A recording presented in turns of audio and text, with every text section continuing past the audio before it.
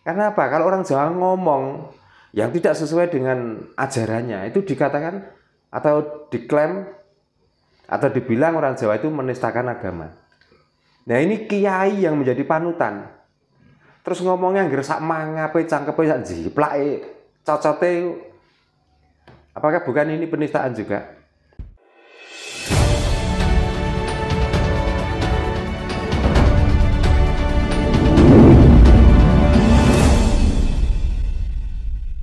Wong Nusantara yang dipimpin Pak Harto 35 tahun. Ya, dari zaman pahit sampai mau menuju zaman pembangunan. Itu susahnya minta ampun sampai sekarang. Apalagi yang dari zaman jahiliyah, zaman kebodohan. Masa seperti membalikkan tangan. Terus tiba-tiba dari bodoh itu menjadi pihak pandai. Padahal belum mengenal teknologi Pak Jokowi. Nah, padahal waktu itu juga belum ada teknologi. Terus sekarang di sana ada Ahad, ada Isnin, ada Arba, ada Khomsah, ada Jam'ah, ada Sab'atun. Itu kan meniru hitungan Masehi. Masalahnya Masehi itu diawali dari tahun 0. Itu sudah ada hitungan Ahad, Senin, Selasa, Rabu, Kamis, Jumat, Sabtu. Lah Arab sekarang baru berapa? Baru 1400 berapa? Coba. Kan jauh tertinggal dari hitungan Masehi. Iya. Hitungan Arab saja itu masih duluan tahun Saka. Tahun Saka sekarang itu pun zaman Nabi Saka ya.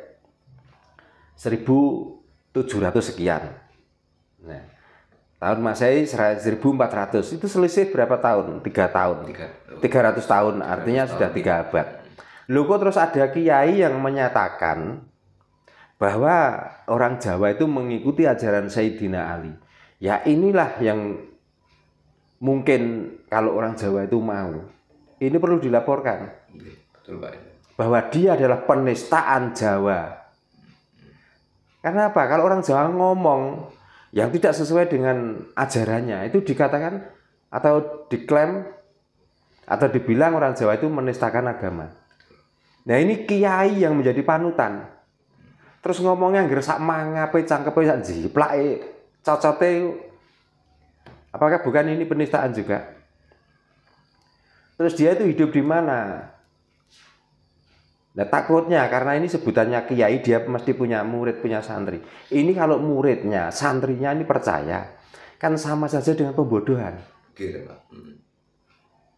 Nah kalau sudah ada orang seperti ini, apakah negara mau membiarkan saja orang-orang seperti itu? Betul Pak. Kan mestinya ya pemerintah itu nggak usah menunggu laporan. Dikala ada orang membahayakan dengan sejarah kita, tangkep saja.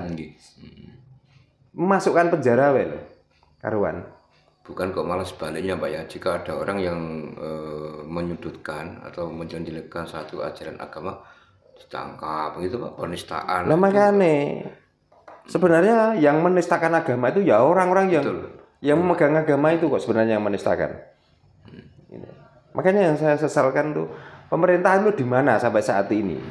Karena apa? Nusantara ini sudah rusak, dihancurkan orang-orang seperti ini, mengajari kekerasan, mengajari nyaci maki orang, ngajari misui. Sebenarnya negara itu sungkannya itu apa tuh yang disungkani? Apakah karena mereka yang ngomong begitu itu bergelar kiai? Apakah yang ngomong begitu karena bergelar Habib?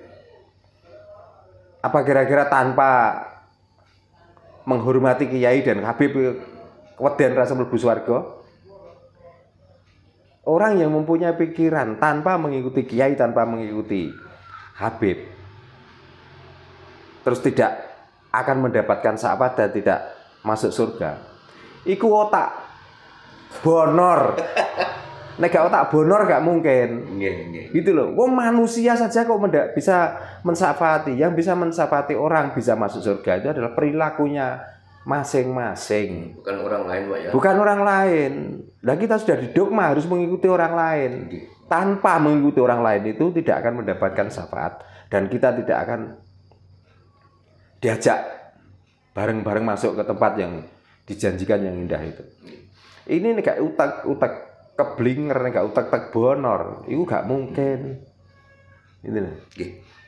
Dengan melihat pernyataan atau ceramah yang disampaikan salah satu mubalik tadi terkait hitungan Jawa, Pak. Saya selaku orang Jawa, saya pribadi itu bisa dikatakan sebagai penistaan ajaran Jawa, Pak. Sudah jelas itu penistaan.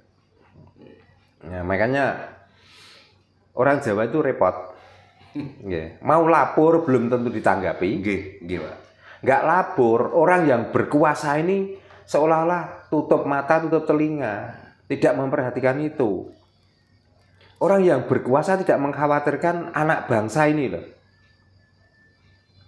Karena ini lambat tahun, ini sejarah kita itu akan dirusak oleh orang-orang yang seperti itu. Kepercayaan kita, apa yang telah dihasilkan oleh para leluhur kita, itu maunya dihancurkan kok. Kalau bisa jangan sampai orang Nusantara ini percaya dengan keahlian leluhur-leluhur kita masa lalu yang sudah menentukan hari, menentukan tanggal, sudah menentukan tahun tanpa memakai alat-alat canggih. Tapi dia sudah bisa menemukan itu semua.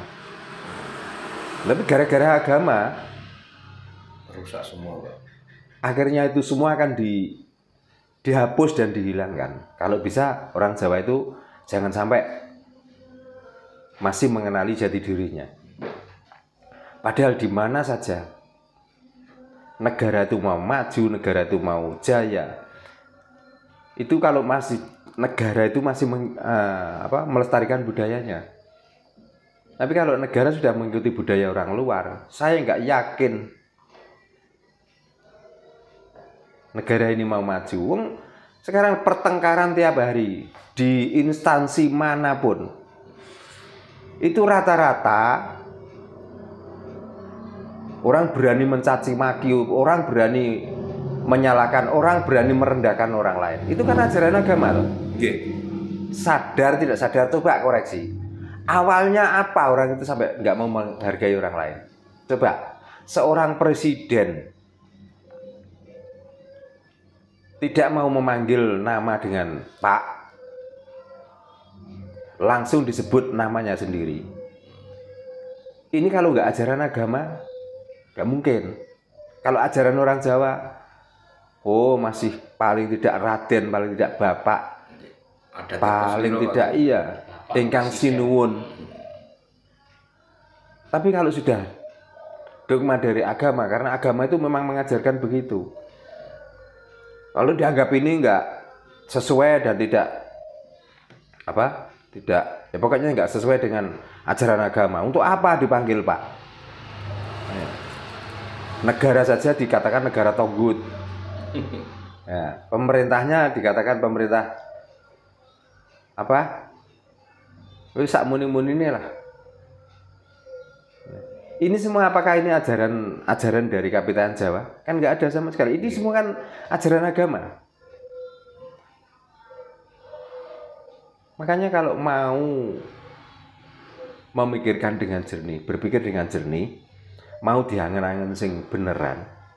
Sebenarnya ini semua terjadi itu gara-gara agama kok. Sebenarnya. Ya dari orang-orang beragama itu loh, yang mengajari orang itu nggak bertotok romo, yang mengajari orang itu berbicara kotor. Karena sudah banyak kelihatan sekarang. Coba di mana-mana yang ditokohkan, di mana-mana ya orang yang dihormati, orang yang dikagumi, yang disegani, tiba-tiba ucapannya ngalah-ngalah tukang becak. Tukang becak itu masih punya sopan santun kok.